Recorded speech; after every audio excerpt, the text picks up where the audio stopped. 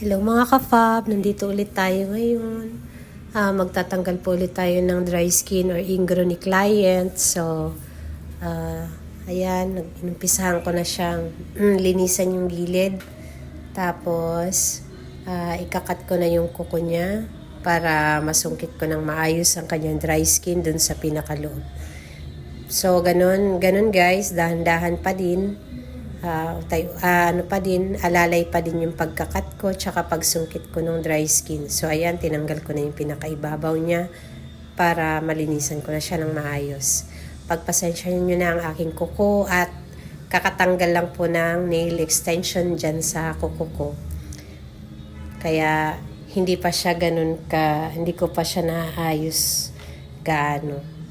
So ayan, tinutulak ko na, pinupush ko na yung kuko na may dry skin sa dulo, pero ibabaw pa lang po yan.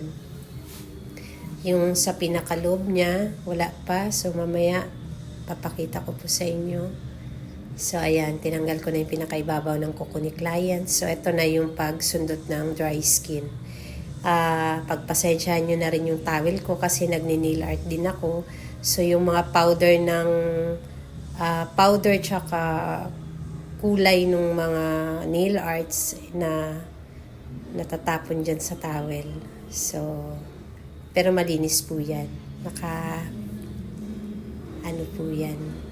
So, ayan, pinupush ko na yung dry skin niya. So, matagal-tagal na rin hindi nakakapagpalinis si client. Ngayon na lang ulit siya nakabisita. So, masakit na rin ang dry skin niya. Ayan. Pag sinundot naman yung dry skin niya, sumasama naman ng buo. Yun nga lang dun banda sa may pinakadulo pa, medyo matigas pero madali lang naman sungkitin. Kaya lang, ayan, dinadahan-dahan ko na lang din para hindi siya masugatan. So kada nagsusundot ako ng dry skin, kada nagpupush ako, tinatanong ko na agad yung client kung masakit ba para maalalayan ko yung pagpupush ko nang hindi masaktan si client. So ayan, dinadahan-dahan ko lang dyan at medyo dry skin lang niya yung makapal pero sa status ng kuko niya madali siyang masugatan. So ayan, push ko lang siya para makuha ko siya ng buo. So mas gusto ko kasi na pag nagtanggal ako ng dry skin mas magandang natatanggal siya ng buo. Makukuha mo na agad siya ng buo para konti na lang yung lilinisin mo. So ayan, hinihila ko na. So pag sa nakikita ninyo guys, dahan-dahan ko lang siyang hinihila. So ayan, dahan-dahan ko lang siyang hinihila para iniiwasan ko din na hindi siya masugatan. So inaalalayan ko lang. So ayan. Ayan, hanggang kasi gusto ko talaga matanggal siya ng buo. So nakita niyo po kung gaano kalaki ang dry skin ni client. So may natira pa kaya lang medyo manipis na dito sa may pinagtanggalan ko. So alalay lang din ang pagpupush ko. Alalay lang ang pagtulak ko doon sa dry skin na natira kasi meron pa yan, makapit pa yan doon sa pinakadulo. So alalay lang ako, ayan.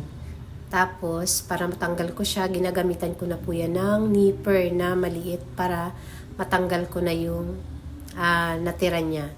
So, hindi na kailangan i-push pa sa pinakailalim para hindi na siya masugatan pa. At mas masakit pag doon banda sa may dulo kasi mas malaman na po doon at loob na po yun dulo na po yun ng kuko niya. So, may matira man dyan na dry skin. So, ayan lang. Pag nag-push ako, ganun ulit. Ginagamit ko yung pusher pero pinakadulo lang po yung pinangsusungkit ko. Hindi ko na kailangan ipasok doon sa pinakaloob para hindi na po masugatan si client. So ayan guys, nakita nyo. Thank you for watching. Ayan. Thank you so much.